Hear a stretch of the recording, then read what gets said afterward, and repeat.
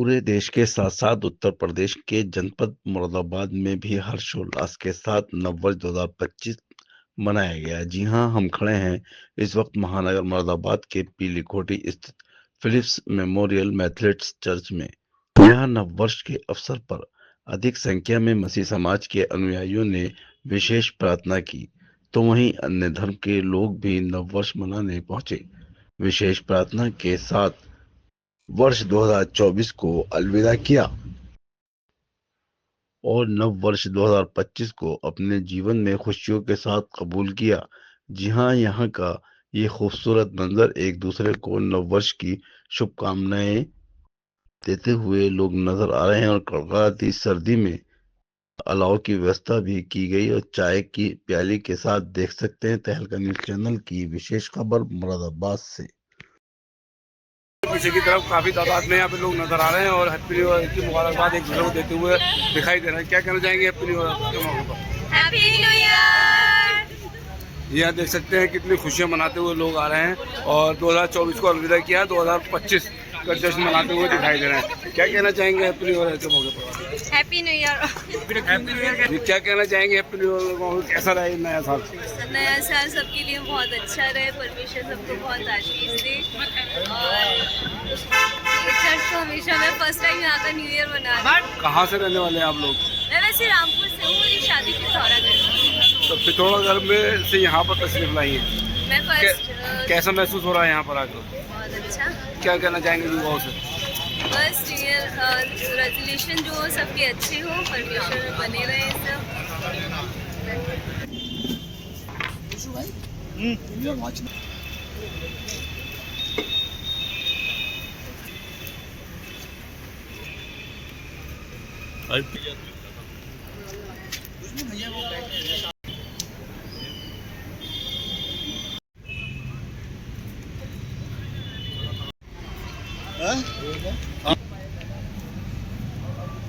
सलाम की शान में ईसा अलैहिस्सलाम भी मतलब है कि हमारे पैगंबर हैं, वो भी क़यामत में आएंगे और उसमें जात पात का चक्कर थोड़ी है। ईसा अलैहिस्सलाम सबके ही हैं।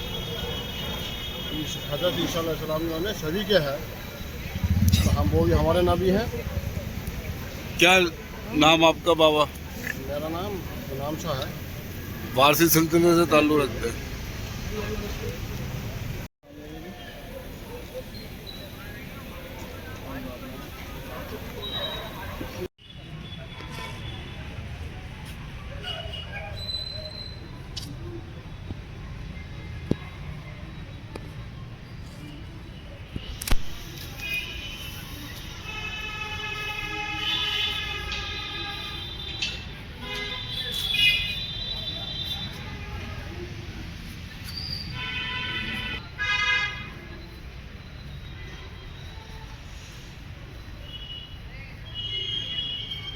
स्कूटी स्किड कर गई और वो एक्सीडेंट ऐसा हुआ था कि सबको लगा था कि मेरे बहुत सीवियर चोट लगी है, मेरी एल्बो फ्रैक्चर हुई है।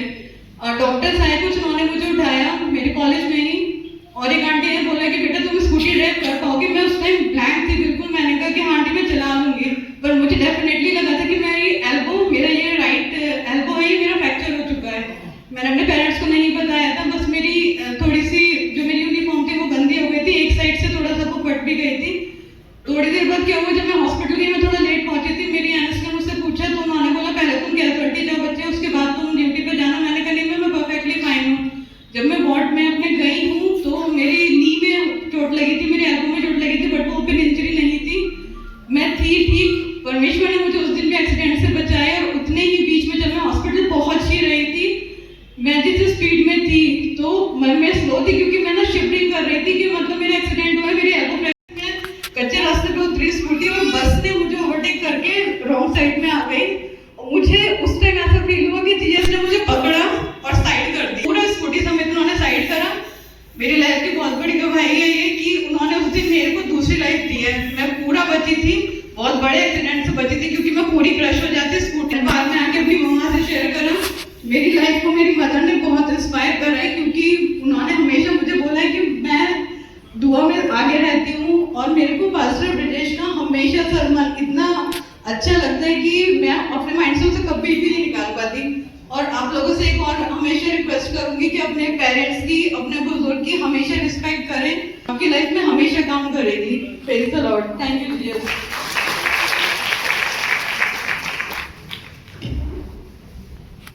आप सबको जय मसीह की। Praise the Lord. मैं परमेश्वर का धन्यवाद करती हूँ कि मैं आज यहाँ खड़ी हूँ। वैसे मुझे यहाँ तक आने में वैसे बहुत डर लगता है, तो होने लगता है कि मैं वहाँ तक पहुँचूंगी या नहीं पहुँचूंगी। अभी मुझे यहाँ तक आने में 3 बार तो लगता है कि मैं रुक कर आई यहाँ तक, और मैं धन्यवाद करती हूँ कि मैं यहाँ तक पहुँची हूँ। ये करना चाहती हूँ कि पिछले 31 दिसंबर को ही मैंने गवाही दी थी कि मेरी डिस्क प्रॉब्लम थी, मैं नहीं उठ पा रही थी, पर मैं ठीक हूँ बिल्कुल। आज मैं यहाँ खड़ी हूँ, आज मेरे को कोई परेशानी नहीं है। फिर भी मैं बेड पे थी 20 दिन जनवरी में, पर अब मैं ठीक हूँ बिल्कुल। और दूसरी गवाही ये है कि मैंने अपने जीवन में आगे बढ़ने के लिए 14 साल बाद दोबारा पढ़ाई की।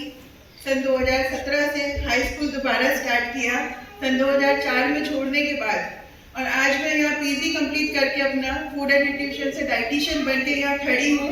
तो मैं परमेश्वर का धन्यवाद करती हूँ कि 14 साल बाद दोबारा पढ़ाई करना किसी के वक्त की बात नहीं होती कि इतना लॉन्ग समय छोड़ के वो दोबारा पढ़ाई करे। पर मैं धन्यवाद देती हूँ परमेश्वर का कि मेरे पास पैसे भी नहीं थे, फिर भी उसने मेरी कहीं पर भी कोई कमी कटी होने नहीं दी और मुझे हर चीज़ से बचाते हुए यहाँ लेकर आया। मेरे पास 5 रुपए थे, मेरे कोई पैसा नहीं था। मैं जबकि अच्छी खासी हूँ, कुछ नहीं है, पर परमेश्वर ने एक दिन और आगे दिन बीते तो एक दिन सिर्फ 50 रुपए थे जेब में। तो मैं बहुत ज़्यादा मतलब कि बैठी की प्रार्थना कर रही थी, पर मैंने हिम्मत नहीं छोड़ी, करती रही, प्रार्थना करती रही। मैं कहा नहीं परमेश्वर, जब यहाँ तक तू लेकर आया है, क्योंकि मेरी जॉब भी छूट गई थी, क्योंकि जहाँ मैं कर रही थी उन लोगों ने कहा आपका यहाँ कोई काम नहीं, आप इंटरव्यू उधर से आ रहे थे।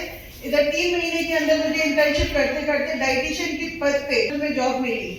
2 घंटे के लिए मैं जाती हूँ राउंड लेने के लिए, पर परमेश्वर का धन्यवाद है, जितने पैसे मुझे वहाँ मिल रहे थे इतने वहाँ मुझे वो लोग दे रहे।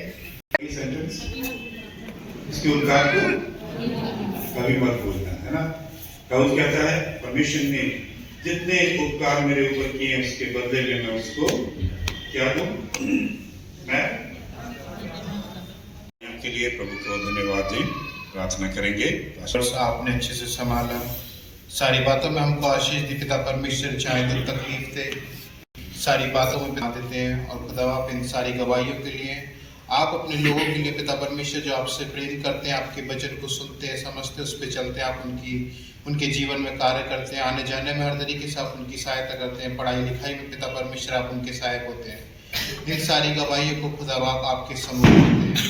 यहाँ बैठे हर एक शख्स के आप साथ होना पिता परमेश्वर, और ये जिस तरीके से आपने 2024 में संभाला और अच्छे से पिता परमेश्वर 2025 में आपके साथ एक अच्छा रिलेशन बना के वो लोग आपके साथ चलने पाए पिता परमेश्वर। हम सब लोगों को आप संभालना खुदा बाप, हमारे पासबानों को, हमारे चर्च को, हमारी कलीसिया को, और जितने लोग खुदा जो आपकी उपस्थिति में पिता परमेश्वर जो आपसे जुड़ना चाहते हैं, आपको जानना चाहते हैं, आपके नज़दीक आने पाए पिता परमेश्वर। और ये आने वाला साल पिता परमेश्वर हम सब के लिए आशीष का कारण होने पाए पिता परमेश्वर। नए साल में प्रवेश करने के लिए इसलिए 2 घंटे बहुत कम होते हैं। नेक्स्ट ईयर प्रिपेयर होकर आइएगा, 5 घंटे की हम लोग। गवाहियों के लिए सर्वशक्तिमान परमेश्वर का धन्यवाद। बहुत ही खूबसूरत गवाहियाँ आप लोगों ने अपने जीवन की दी।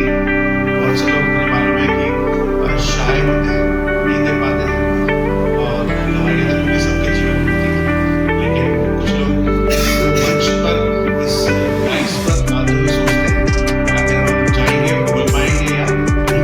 दिलों में है, सर्वशक्तिमान परमेश्वर को पता है, तो जरूर से अपनी प्रार्थनाओं से शेयर करिएगा। और मैं 24 में खाता हुआ 25 में प्रवेश कर रहा हूँ। आप सभी परमेश्वर की स्तुति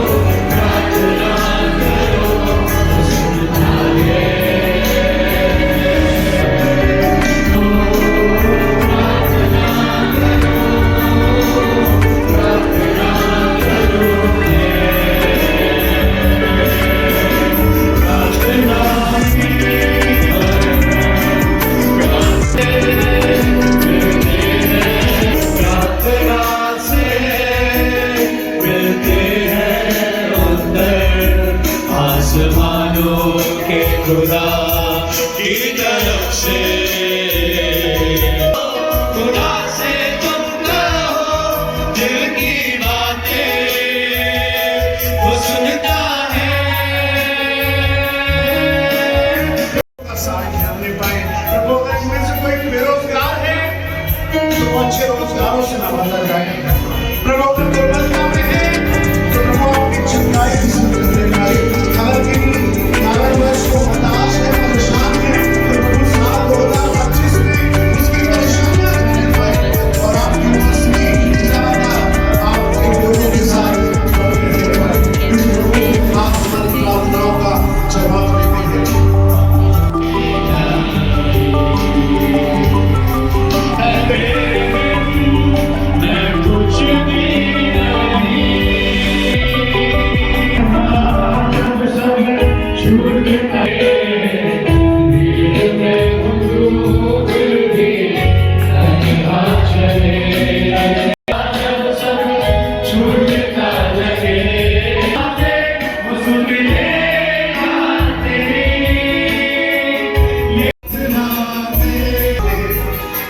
इस 2025 के लिए आप सबको बहुत बरकत है। तो ये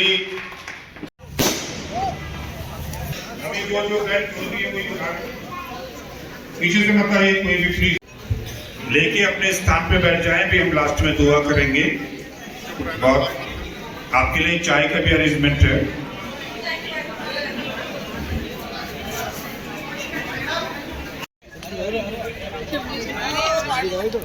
कहना चाहेंगे मैम नव वर्ष के मौके पर? Very very very happy new year.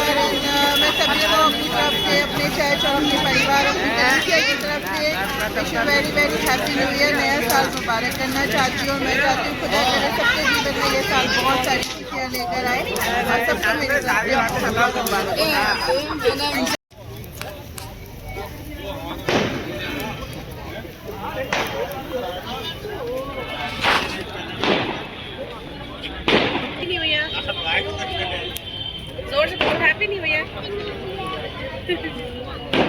Ma'am क्या कहना चाहेंगी नए वर्ष के मौके पर? मैं यही कहना चाहूँगी कि जैसे पिछला साल हम लोगों का गया है, आशा करती हूँ कि 2025 के लिए बड़ा खुशियों भरा जाए और सब लोग स्वस्थ रहें। जी सर, पहले तो आपका नाम जानना चाहेंगे और फिर चर्च का नाम जानना चाहेंगे और साथ ही नव वर्ष है 2025 आया है, 2024 को अलविदा किया है, क्या कहना चाहेंगे इस मौके पर? सर मेरा नाम रेवरेंड रोहित मैसी है और मैं फिलिप मेमोरियल मैथोडिस्ट चर्च में पासवान हूँ और पिछले 11 सालों से इस चर्च में सेवा दे रहा हूँ और प्रभु का धन्यवाद देता हूँ कि ईश्वर ने हर वक्त हमें सुरक्षा प्रदान की है और हम साल 2024 से 25 में दाखिल हो गए हैं। और मेरी यही शुभकामनाएं हैं शहरवासियों को, सभी लोगों को जो आपके चैनल के मार्फत लोग देखते हैं। ईश्वर उन सब पर अपनी निगाहें करम बनाए रखे और 2025 आप सबके लिए बरकतों की होने पाए, आपके घराने आशीषित होने पाए और कभी भी कोई टेम्पटेशन में ना आए, वरन परेशानियों से ना घिरे, वरन आपके प्रभु की हुजूरी आप सबके जीवन पर बनी रहे।